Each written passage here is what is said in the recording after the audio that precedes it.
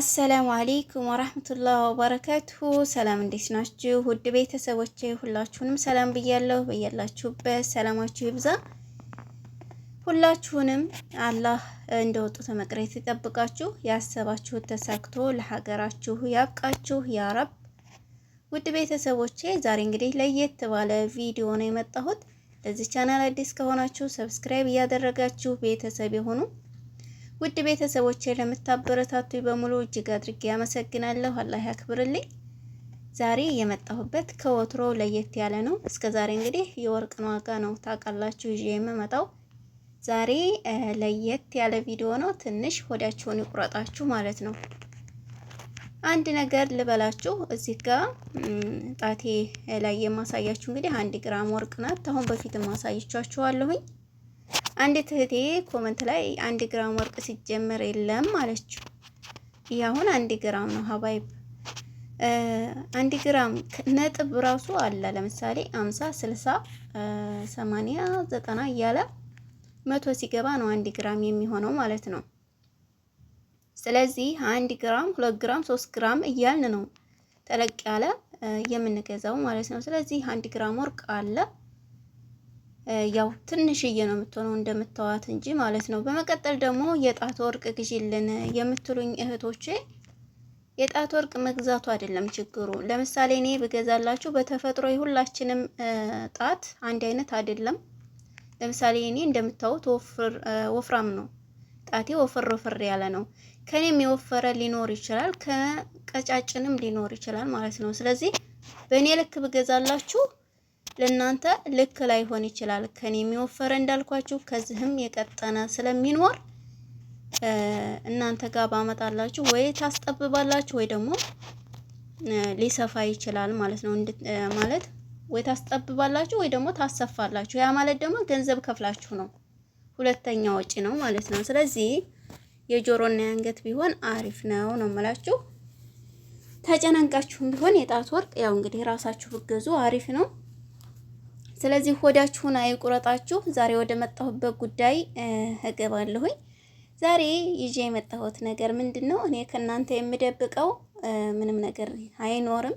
ወደፊትም ዩቲዩብ ከፍሎኛል። ያው ዩቲዩብ ይከፍለኛል ሁልጊዜም። ነገር ግን የአሁኑ ወር ምን ያክል እንደከፈለኝ እነግራችኋለሁ። ዩቲዩብ ይከፍላል፣ በደንብ ነው የሚከፍለው ለሰራ ሰው ማለት ነው። ስራዬ አድርጎ ያኔ ስራዬ ብሎ ለሰራ ሰው ይከፍላል። እንደኛ ለምሳሌ እኔ አሁን እንደናንተው መዳም ቤት ነው የምሰራው፣ የመዳም ቅመም ነኝ።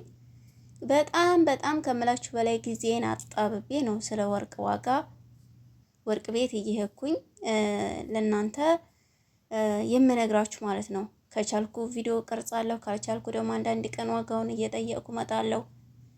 በጥቅሉ በጣም ጊዜ ይወስዳል፣ ከስራ ጋር አይመችም ማለት ነው።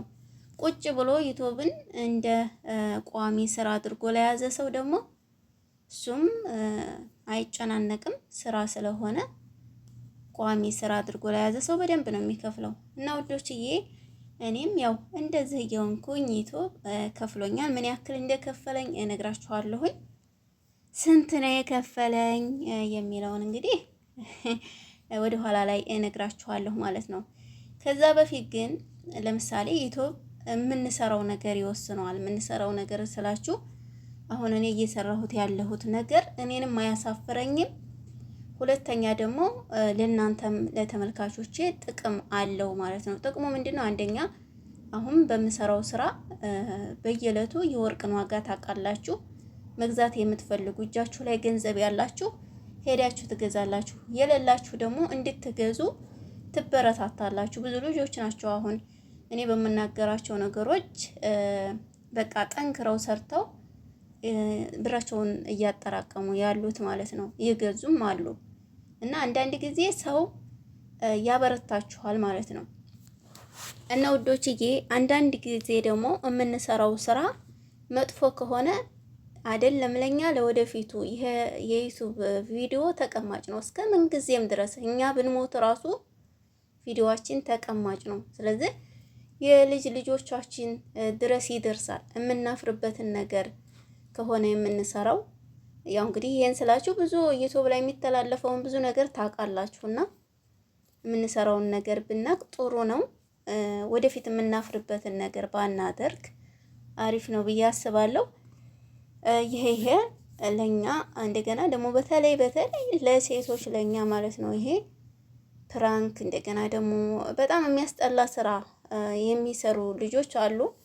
አሁን ለነሱ ወደፊት ቁጭ ነው የሚለው ዩቲዩብ ላይ ቢሞቱ ለራሱ አይጠፋም።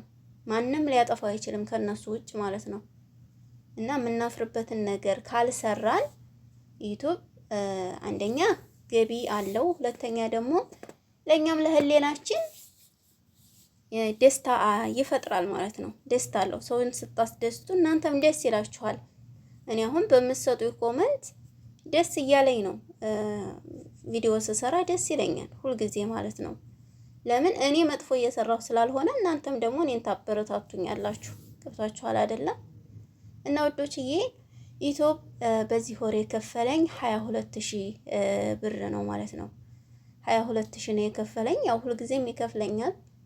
ነገር ግን የአሁኑ ወር 22000 ነው የከፈለኝ። ብሩን እንግዲህ አሁን ነው እየተጠቀምኩበት ያለሁት እንጂ እስከዛሬ ለኔ አይደለም ገቢ የማደርገው። የዩቲዩብ ገቢዬን እኔ ተጠቅሜበት አላቅም። አሁን ገና 2 ወር የባለፈውን ወርና አሁን የከፈለኝን ወር ብቻ ነው እኔ እየተጠቀምኩበት ያለሁት። ከዛ በፊት የሚከፍለኝን እኔ ራሴ ተጠቅሜበት አላቅም ማለት ነው። እንግዲህ ለዋልኩበት ነገር ለዚህ ነው አላላችሁም። ከዛ ውጭ እንግዲህ ዩቲዩብ በሚከፍለኝ ነገር ደግሞ አሁን ወደፊት የምሰራው ስራ አለኝ።